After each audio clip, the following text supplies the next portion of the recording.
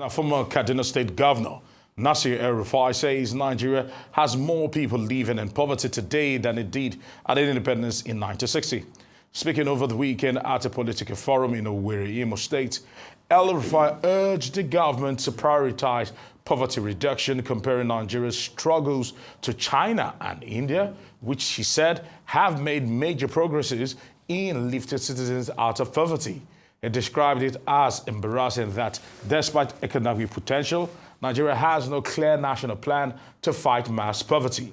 Instead of creating more poverty-related agencies, El-Rufai called for initiative policies that reward productivity and discourage quick money schemes. According to recent estimates, over 129 million Nigerians, more than half of the population, live on less than $2.15 per day, with rural areas worst affected. Now, he urged political elites to rebuild public trust in election and create systems that encourage citizens to vote. Now, to discuss former state governor El-Rufai's remark on poverty in Nigeria, what it will take to lift millions out of hardship, we're being joined by Rise News analyst Dayo. Sobowale. I want to say thank you very much for joining us today. Yeah, it's a pleasure being here, as usual. Okay, so let's get straight into it. Former Governor El-Rufai has spoken. And what do you make of his statement that Nigerians are poorer today? Yes, it's part of the problem. It's trying to provide solution. You see, poverty has always been our problem. And even during military, civilian, they have always had plans. But you see, it is not a one-way situation.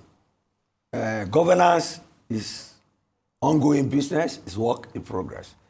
He has always been in government until of recent. Yes. Even from the state. So he's part of the problem, which is trying to solve. If he says Nigeria is not practicing federalism as it should, he was part of it. He served the military, he served as governor, and look even at his own state, what he has left on the ground. He is one of the people creating division in this country because he's ever on the side of the North. I want to say that very categorically. So if he's talking federalism, that our constitution is a federal one, but we practice unitary one, should go back into our history. When we had military intervention, because of the hierarchy of the army, command structure, they centralized it from the time of Hiroshi, and we have been trying to bypass it, but not successfully. When people talk of restructuring, that is what he's talking about. Okay. So it's a problem that has always been on the ground. So we should face the problem. No, but because the reason why I asked this question is he is facing the problem. Yes, because you mentioned that we should face the problem. Okay, we should face the problem because when you mentioned that he has been part of the government, he was a state governor. Yes. At a certain time, he was minister. Powerful. Yes, but he was not directly in charge of sectors or arms of government that will directly influence the standard of living of Nigerians. So some would say it's very harsh for you to say because he was a governor of one state in a multi-state country that he didn't do enough to alleviate Nigerians out of poverty. So if we look at it closely, because this is a holistic statement. Ask your question. So this is a holistic statement. Yes. Nigerians are poorer today than we were in 1960. Yes. And the government must draw programs that directly tackle these root cause issues. That is what he's saying. Yes. But I see you don't listen to me. I am telling you, he has always been in government. And of recent, even he held this particular government based on the Muslim ticket to get into office. So he has a stake. But now, if he's in the opposition, he cannot get wise after the event. And he has every right to say what he has said. But I'm telling you that he cannot play Pontius Pilate over the problems he's putting on the ground. And are you saying government has no poverty alleviation program? It has always been part of manifesto of all the parties. But theory is different from practice. When they get there, he has said that too. And he knows what he's saying. That people campaign on federalism, when they get there, they do the opposite. That's why you have restructuring, you have federation. He mentioned China, he mentioned India. China is communist. China is communist. India, I doubt if they have ever had any serious military intervention like we are doing. Okay. If you are you can't compare Nigeria with China. It's a one-party state. It's a one-party state. I think, but so it's mass mobilization. So where you was going to with that is, those countries have a clear roadmap on how to eradicate poverty. You say you don't know our Nigeria's roadmap. We have always had Is it clear? 5-year development plan. You get me? Disrupted and stopped by the military intervention. No, we're talking since 1999 till now. China never faced any such problem. Who is there now? Yes. They have 5-year development plan and they map out what they want to do and they are achieving it. It's a good, I've always mentioned China as an example, but I'm cautious that it is a communist state. Okay. That misrepresents China as far as I'm concerned.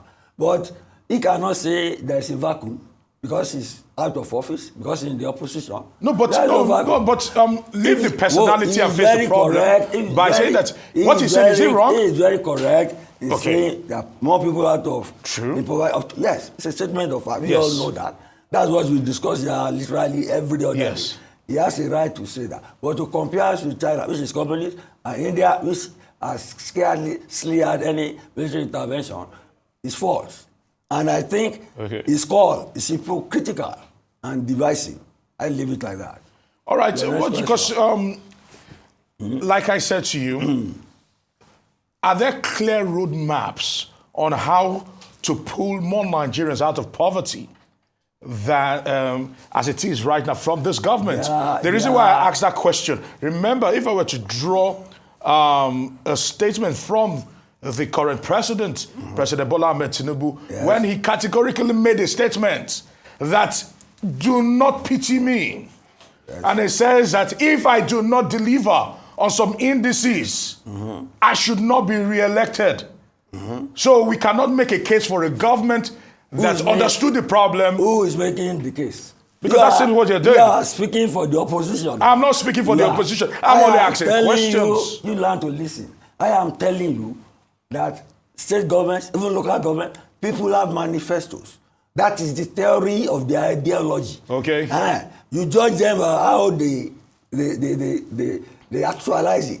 But on the whole, in Nigeria, what he's saying is that in spite of the manifestos, something of hope that is that they are more Nigerian. He's correct on that score. Yes. But he cannot wash his hands clean of how the problem started and how to provide a solution. You do not see that? It's getting wise after the event. No, but what I'm saying is... What you are saying is correct, but does this government have a clear... Do they have a clear roadmap on how to get Nigerians out of poverty that we are seeing realistically, leaving the paper to reality? You can post a question to the president on that. Okay. I am to analyze and discuss. And I have told you, theory is different from practice. So if you want to join the opposition... That means what you're saying is, El-Rufai is correct, that this particular government... all along. Okay. I said that. Okay. But he has always been part of the problem.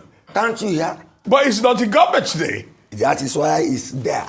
That is why he's wearing the robe he has put on now. He helped this government come into power. But that doesn't have anything to do with the poverty that Nigerians are facing. The poverty is always with us. And until we solve it, and you're shouting, we don't eradicate the poverty. No, but let's state the reality. How the government got to power is one thing. What they do while they are in power is another thing. You are reporting what I've just said. You are saying what I've just said. What you said. Yes. Okay. Look, governance is a continuous business. Yes. It's not arithmetic 2 + 2 is equal to 4. And it's not something you can subject people to a laboratory test.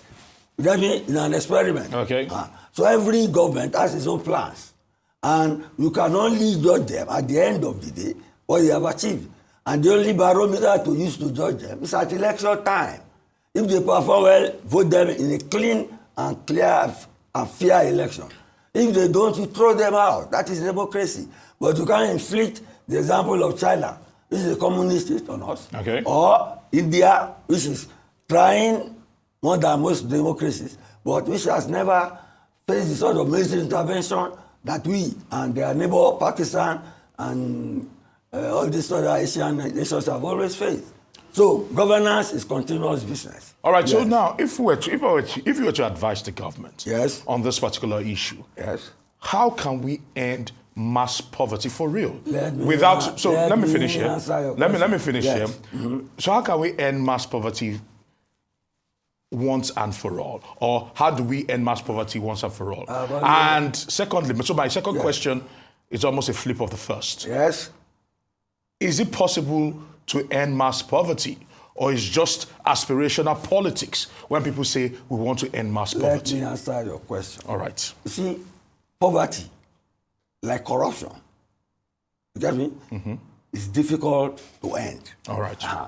I have always said it. If you have my way, you will have free education. If you have free education at all level, then send our people to technical colleges to learn trades. You get me? Because I believe, and then create good hospitals and food security. Because I believe if people are educated, they are more discerning, they know their rights. They can, in a democracy, hold government to account because they are knowledgeable. But Rufai is talking now, the level of education in the north, where it comes from, is what is dragging the educational advancement of Nigeria. In the state and most states of the north, you have children roaming the streets. We have more out-of-school children than any other nation in Africa. Yes. So you don't know all that? Mm-hmm. And this is the person who had an opportunity, who was with government, who helped bring this government into power, now saying and standing aloof, as if he never knew how we got to this predicament. Can't you see what I'm trying to say? What he's saying is correct, but he cannot wash his hands off what is on the ground. He has the right to say it, yes, but poverty alleviation cannot be done in one day. This government has ministers in charge of all. I think we have more agencies on poverty alleviation than any nation in the world. Yeah, but he's also mentioned that having agencies are not moving. does not help it. If he says we are not practicing federalism, does he not know it? He knows it. He's a northerner. The arrogance of the northerner is that they are born to rule. We are southerners, we have suffered on account of discrimination in part of our education. But we live with it because of federation. You know, in Nigeria, and that the hope is that poverty will be alleviated. We will have infrastructure. People will have the northern youths roaming about, put to school, to good schools and educated, so we can all moving forward. You cannot be a leader of a part of the country dragging down our progress and then be holding the government of the day to ransom. I disagree with that. All right, I want to say thank you very much.